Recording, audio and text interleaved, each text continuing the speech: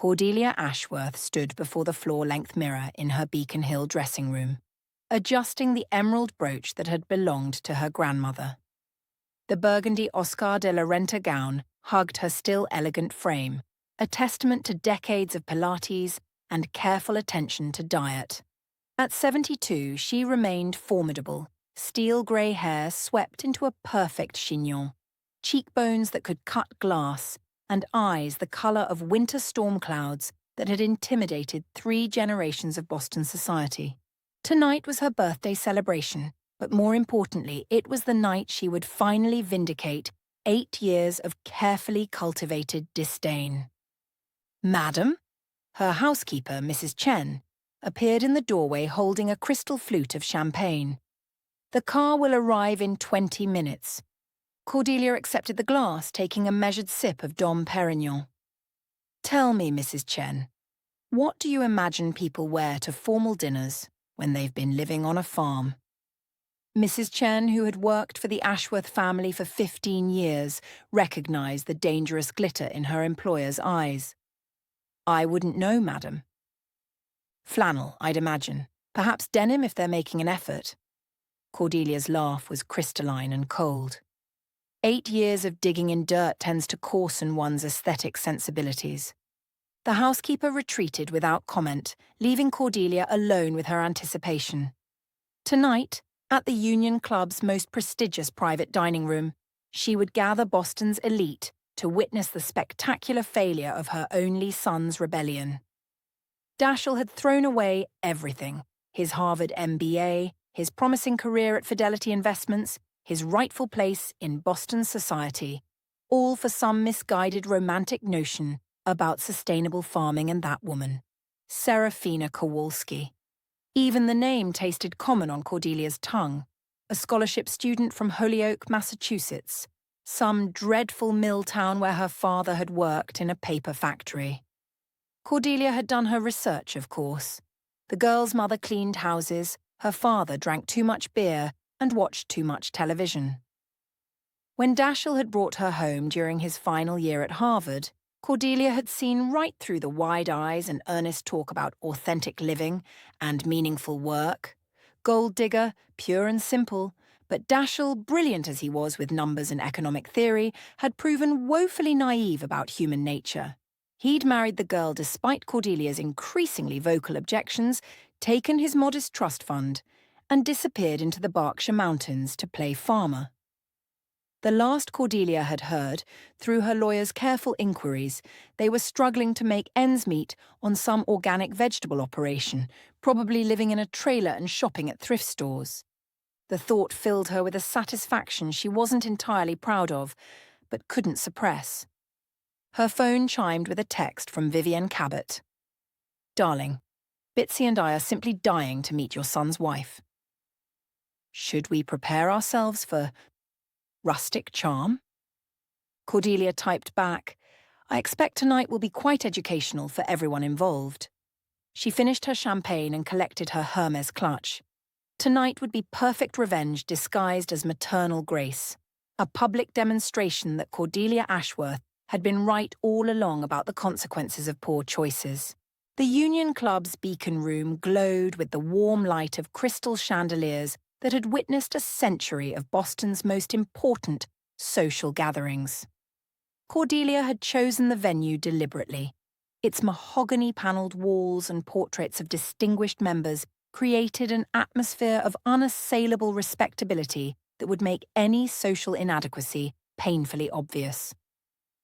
The guest list represented the cream of Boston society, carefully curated to maximize the evening's impact. Professor Whitman from Harvard's economics department held court near the marble fireplace, his white beard perfectly trimmed, discussing market volatility with Thomas Lowell III, whose family had been investing Boston's money since before the Revolution. Vivienne Cabot, resplendent in Chanel and enough diamonds to blind a small aircraft, whispered conspiratorially with Bitsy Winthrop about the latest scandal involving someone's daughter and an inappropriate European count. Muffy Saltonstall, whose grandfather had been Theodore Roosevelt's Secretary of the Navy, adjusted her triple strand of Mikimoto pearls and surveyed the room with the satisfied air of someone whose social position was as unshakable as the granite foundations of Beacon Hill itself. Near the windows overlooking the public garden, Judge Morrison Prescott discussed recent Supreme Court decisions with Dr. Nathaniel Cutting, Chief of Surgery at Massachusetts General Hospital. "Cordelia, darling." Vivian glided over, air-kissing both cheeks with practiced precision. "You look absolutely divine. 72 never looked so elegant." "Thank you, dear." Cordelia accepted the compliment as her due. "I do hope everyone is prepared for an interesting evening." "Oh, we're all simply breathless with anticipation," Bitsy chimed in, her voice carrying the kind of breathless excitement usually reserved for particularly scandalous gossip. "It's been simply ages since any of us have met your Dashiell. And his wife. What was her name again?" "Serafina," Cordelia replied, pronouncing each syllable with delicate distaste, "though I imagine she goes by something more casual these days." Professor Whitman approached their circle, brandy snifter in hand. "Your boy was one of my brightest students, Cordelia. Brilliant thesis on sustainable economic models and rural development. Bit idealistic, perhaps, but the mind was sharp as a razor. Shame he didn't pursue academia." "Yes," Cordelia agreed, her smile growing sharper. "Dashiell always did have more theory than practical sense. I'm afraid reality has a way of tempering such enthusiasms." "Indeed," Whitman nodded sagely. "Though I must say I admired his conviction. Not many young men would walk away from a guaranteed partnership track at Fidelity to pursue their principles." Cordelia's jaw tightened almost imperceptibly. Even now, 8 years later, she couldn't understand how anyone could admire such foolishness. Principals didn't pay for Beacon Hill brownstones or memberships to exclusive clubs. Principals didn't secure one's children's futures or maintain the social connections that had taken generations to build. "Speaking of principals," Thomas Lowell interjected with a dry chuckle, "I heard through the grapevine that your son and his wife have been trying to make a go of some organic farming venture out in the Berkshires. Admirable in theory, I suppose, but rather impractical in execution."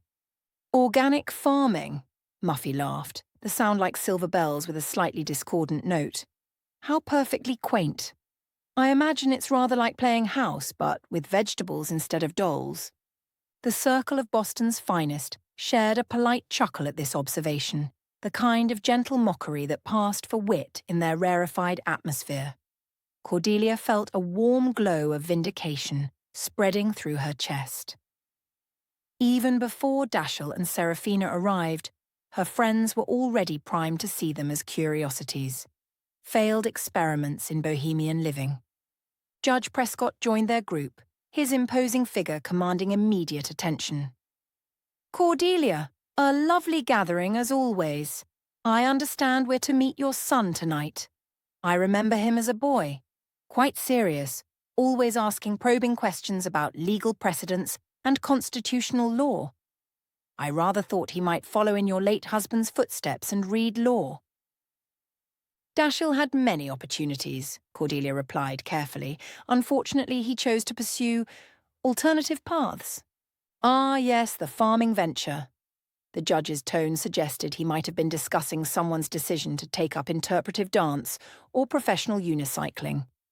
"Well, perhaps the experience will teach him valuable lessons about the real world. Sometimes young people need to fail in order to appreciate the wisdom of their elders." The conversation was interrupted by the arrival of more guests.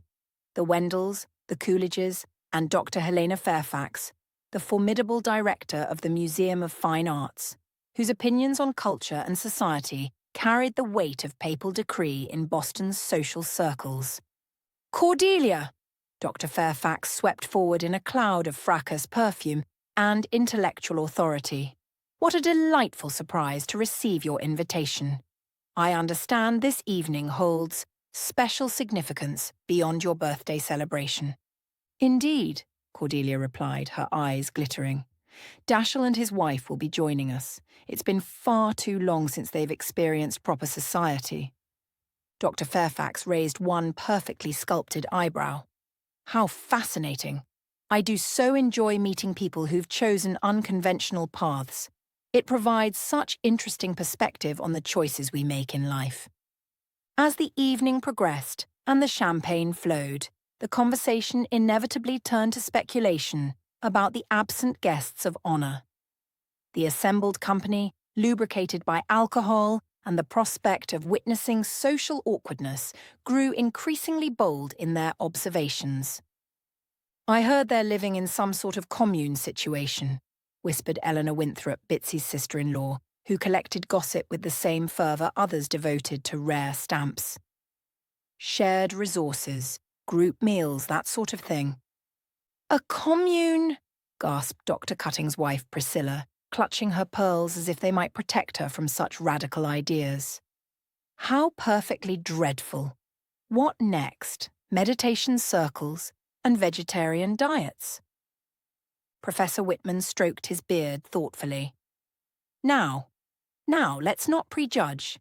Some of history's greatest innovations have come from those willing to challenge conventional wisdom. Though I grant you, the transition from high finance to agriculture must have been jarring. "Jarring is one word for it," Thomas Lowell remarked dryly. "I imagine impoverishing might be another. Farming is notoriously unprofitable unless one has significant capital reserves and extensive experience, starting from scratch with romantic notions about the land." He shook his head with the confidence of someone whose family had been successfully investing other people's money for 2 centuries. Cordelia basked in the gentle mockery, feeling vindicated with each skeptical comment. She had known from the beginning that Dashiell's rebellion would end in failure and humiliation. Tonight, she would be proven right in front of everyone who mattered. The grandfather clock in the corner chimed 8:30. "They should be arriving any moment," Cordelia announced, smoothing her gown and checking her reflection in the mirror above the sideboard. Everything was perfect. The room, the guests, the stage set for her triumph. "I do hope they haven't gotten lost," Vivian said with mock concern. "These country folk sometimes find city navigation challenging." The heavy oak doors to the beacon room opened with their characteristic groan, and a murmur of anticipation rippled through the assembled guests. Cordelia turned toward the entrance, her practiced smile of maternal welcome already in place, ready to play her role as the gracious but long-suffering mother, welcoming home her wayward children. The smile froze on her lips like ice forming on a winter pond. The couple who entered bore no resemblance whatsoever to the shabby, defeated farmers she had conjured in her imagination. Dashiell strode through the doorway with a confidence that seemed to emanate from deep within, wearing what was unmistakably a bespoke tuxedo cut by a master tailor. The fabric moved with him like liquid midnight, and his once unruly auburn hair had been styled with understated sophistication that spoke of expensive salons and professional grooming. But it was the transformation in his bearing that truly stunned Cordelia. Gone was the nervous, eager-to-please young man who had sat through countless family dinners looking like he'd rather be anywhere else. 8 years had sculpted him into someone entirely different, his shoulders broader from physical labour but his posture distinctly aristocratic, his face weathered by sun and wind, but carrying an authority that commanded immediate respect. And then there was Serafina. Cordelia felt her breath catch in her throat as she watched her former daughter-in-law glide into the room with the fluid grace of someone utterly comfortable in her own skin. The uncertain scholarship student who had stumbled through conversations about art and literature, intimidated by the weight of Ashworth family expectations, had vanished entirely. This woman moved like royalty. Her midnight blue Valentino gown, Cordelia recognized the designer immediately, having coveted the same dress in the latest Vogue, flowed around her like liquid silk, cut to perfection and clearly couture.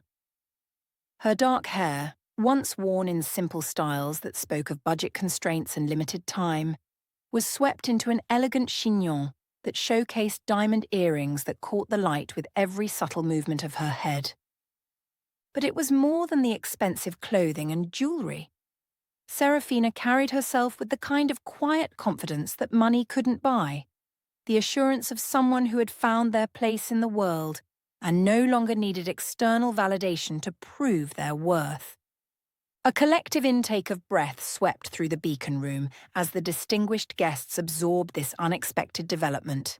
The patronizing smirks vanished from their faces, replaced by expressions of curiosity and, Cordelia noted with growing alarm, genuine admiration. Mother. Dashiell's voice had deepened over the years, carrying resonances of authority and warmth that hadn't been there in his youth. He approached Cordelia's position near the fireplace with measured steps, leaning down to brush his lips against her cheek in a gesture that was formally correct but notably lacking in emotional warmth. "Mrs. Ashworth," Serafina added, extending her hand with the kind of gracious smile that suggested good breeding and expensive finishing schools, neither of which Cordelia knew her to possess. "Thank you for including us in your celebration. It's been far too long." Cordelia found herself momentarily speechless, a rare occurrence that did not go unnoticed by her sharp-eyed friends. She managed to collect herself enough to gesture toward the table she had strategically positioned in the center of the room, ensuring maximum visibility for what she had assumed would be their social humiliation. "Of course," she managed, her voice slightly strained. "Please sit. I'm sure everyone is eager to hear about your experiences." As they moved toward their seats, Cordelia couldn't help but notice the whispered conversations that followed in their wake. Where she had expected snickers and raised eyebrows, she observed looks of intrigue and approval. Dr. Fairfax, whose opinion could make or break social reputations, watched Serafina with the kind of attention usually reserved for particularly fine pieces of art. The evening that followed became a masterclass in social grace under pressure. Rather than the awkward fumbling Cordelia had anticipated, she found herself watching Serafina navigate Boston society with the skill of a seasoned diplomat. "Mrs. Kowalski," Professor Whitman began, only to be gently corrected. "Kowalski Ashworth, actually," Serafina replied with a warm smile. "Though please call me Serafina. And I must tell you how much I enjoyed your book on sustainable economic development. Your insights into the relationship between environmental stewardship and long-term profitability were particularly illuminating." Whitman's eyebrows shot up in surprise. "You've read The Economics of Sustainability? I'm flattered. It's not exactly light reading." "Hardly," Serafina laughed, and Cordelia noticed that her laugh had gained depth and musicality over the years. "But when you're trying to build a business model around sustainable practices, understanding the theoretical framework becomes rather essential. Your chapter on agricultural innovation particularly resonated with our experience." Dr. Fairfax leaned forward with interest. "You're in agriculture? How fascinating. There's been such a renaissance in artisanal food production lately. I've been following the movement with great interest from a cultural perspective." "We've been fortunate to be part of that renaissance," Dashiell interjected, his hand finding Serafina's with unconscious ease. "My wife has been pioneering some innovative approaches to sustainable farming that have caught the attention of the broader culinary community." "Pioneering?" Thomas Lowell inquired, his skepticism evident but polite. "In what sense?" Serafina's smile remained serene. "We've developed integrated systems that combine traditional farming wisdom with modern technology to create truly sustainable operations. The key is understanding that environmental responsibility and profitability aren't mutually exclusive. They're actually synergistic when properly implemented." Judge Prescott, who had been listening with the attention he usually reserved for complex legal arguments, nodded approvingly. "A sound principle. I've often observed that short-term thinking in any field, legal, economic, agricultural, tends to produce inferior long-term outcomes." "Exactly," Serafina agreed, "which is why we've focused on building systems that improve over time rather than depleting resources for immediate gain. It requires patience and significant upfront investment, but the returns, both financial and environmental, have exceeded our expectations." Cordelia listened to this exchange with growing bewilderment. This was not the conversation she had envisioned. Where were the stammered explanations of failure? The embarrassed admissions of financial hardship?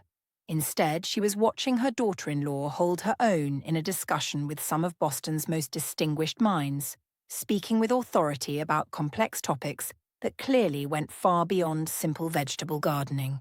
"And what exactly is the scale of your operation?" Dr. Cutting inquired, his surgical precision extending to his questioning. Dashiell and Serafina exchanged a glance before he answered. "We've grown beyond what either of us initially envisioned. What started as a small farm has expanded into a comprehensive operation that includes direct sales, wholesale distribution, and most recently, restaurant partnerships." "Restaurant partnerships?" Vivian's voice rose slightly, her social antennae detecting something significant. "Here in Boston?" "Among other places," Serafina replied modestly. "We've been blessed with wonderful support from the culinary community. Chefs who share our commitment to quality and sustainability have been eager to work with us." Muffy Saltonstall, who prided herself on knowing every restaurant worth knowing in Boston, leaned forward with interest. "Which restaurants, if you don't mind my asking?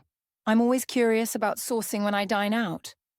It was then that Serafina reached into her beaded clutch. Cordelia noticed it was Judith Lieber, easily worth several $1,000s, and withdrew an elegant business card. The cardstock was heavy, cream-coloured, with raised lettering that spoke of expensive printing. She slid it across the table to Cordelia, with a gesture that seemed casual but felt weighted with significance. Cordelia's eyes focused on the text, and she felt the world tilt slightly on its axis. Serafina Kowalski Ashworth, Executive Chef and Owner Harvest, and Hearth Restaurant Group, Boston. New York, Portland. The address listed was in the South End, in one of the converted warehouse buildings that had become synonymous with Boston's most innovative dining scene. Cordelia's hands trembled slightly as she read the card again, certain she must be misunderstanding something. "You own restaurants?" The question escaped her lips before she could stop it, her carefully maintained composure cracking like ice under pressure. "We've been fortunate," Serafina replied, her tone remaining modest despite the obvious pride in her eyes. "What started as direct farm sales evolved into catering, then a small cafe, and eventually full restaurant operations. The demand for truly sustainable, locally sourced cuisine has grown tremendously over the past few years." Bitsy Winthrop gasped audibly, her hand flying to her throat. "Harvest and Hearth? My daughter absolutely raves about that place. She says it's impossible to get a reservation." Dr. Fairfax sat back in her chair, a look of dawning recognition crossing her patrician features. "Good heavens, you're the Serafina Kowalski Ashworth, the James Beard nominee. I attended your charity dinner for the Children's Hospital last month. Extraordinary cuisine. I haven't stopped thinking about that butternut squash soup with brown butter and sage." The silence that followed was deafening. Cordelia felt every eye in the room turning toward her, watching for her reaction to this revelation. The careful sympathy she had been receiving all evening was transforming into something that looked uncomfortably like pity, but not for Dashiell and Serafina. Professor Whitman cleared his throat, his academic mind clearly processing this new information. A James Beard nomination? That's quite an achievement. The Foundation doesn't hand out those lightly. "We were honoured just to be considered," Dashiell said quietly, his hand tightening slightly on his wife's. "Serafina's vision has always been about more than just food. It's about creating connections between people and the land that sustains them." "And the business model?" Thomas Lowell inquired, his investor's instincts overriding social convention. "Restaurant ventures are notoriously risky, especially for newcomers to the industry." Serafina's smile grew slightly wider. "Which is why we approached it methodically. The farm provided our foundation, both literal and financial. We built slowly, reinvesting profits rather than seeking external funding. focusing on quality and sustainability over rapid expansion. It took longer than traditional approaches might have, but it created a more stable foundation. Smart, Lowell nodded approvingly. Too many young entrepreneurs try to scale too quickly and end up over-leveraged. Patience is a virtue in business as much as in farming. Judge Prescott leaned forward with interest. And the legal structures. I imagine coordinating agricultural operations across state lines with restaurant management creates some complex regulatory challenges. It does, Daschle agreed. We've had to become experts in everything from agricultural regulations to liquor licensing, zoning laws to labour standards. It's been quite an education. Dr. Cutting's wife, Priscilla, who had been uncharacteristically quiet, finally spoke up. I have to ask, didn't you read law at Harvard, Daschle? Before you changed directions? Economics and business, actually, Daschle corrected gently. Though the analytical skills have certainly transferred. Building a business requires the same kind of systematic thinking as economic modelling, just applied to more tangible variables. Cordelia listened to this exchange with growing disorientation. Every question her friends asked revealed new layers of success and sophistication that she had never imagined possible. The failure she had been so certain of had somehow transformed into triumph.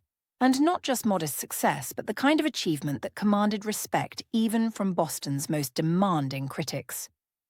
I'm curious about the expansion, Dr. Fairfax continued, clearly fascinated by this unexpected development. You mentioned New York and Portland? We opened in Portland last spring, Serafina explained. The city has such a vibrant food culture and strong commitment to sustainability. It seemed like a natural fit. The New York location will be opening next month in Brooklyn. We wanted to stay true to our community-focused approach rather than jumping straight into Manhattan. Brooklyn's where all the innovation is happening anyway, Vivian observed, her social radar recalibrating rapidly. Manhattan dining has become rather predictable. The real creativity is happening in the outer boroughs. Eleanor Winthrop, who collected restaurant experiences like rare butterflies, practically vibrated with excitement. When you say next month, do you mean there might be an opening event? The kind of thing one might attend? Serafina's laugh was warm and genuine. We're planning a soft opening for friends and family, then a formal launch the following week.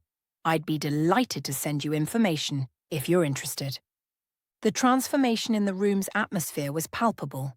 What had begun as an evening designed to showcase failure had somehow become a celebration of unexpected success. Cordelia watched in mounting horror as her carefully curated gathering of Boston's elite pivoted from preparing to witness humiliation to actively courting the favor of her son and daughter-in-law. This is all quite fascinating, Professor Whitman mused, swirling his brandy thoughtfully. You've essentially created a vertically integrated operation that controls every aspect of the food production chain. From an economic perspective, it's a brilliant hedge against market volatility. Exactly, Daschle agreed. When you control your inputs, you can maintain consistent quality while insulating yourself from commodity price fluctuations. It requires more capital and expertise up front, but provides much better long-term stability. Thomas Lowell nodded approvingly. Sound business principles. I'd be interested in hearing more about your expansion plans. Are you considering additional locations or focusing on deepening your presence in existing markets? As the conversation continued, Cordelia found herself increasingly marginalized at her own birthday celebration. The evening that was supposed to center on her triumph had somehow become a showcase for achievements she had never imagined possible. Her friends, the people whose opinions had shaped Boston society for generations, were treating Daschle and Serafina not as curious failures, but as successful entrepreneurs worthy of serious respect. The realization hit her like a physical blow. She had been completely, catastrophically wrong about everything.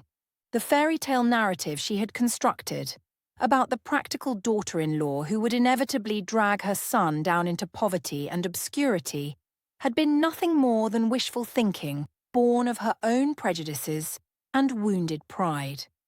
Instead of failing, they had built something remarkable. Instead of confirming her wisdom, their presence tonight was highlighting her short-sightedness.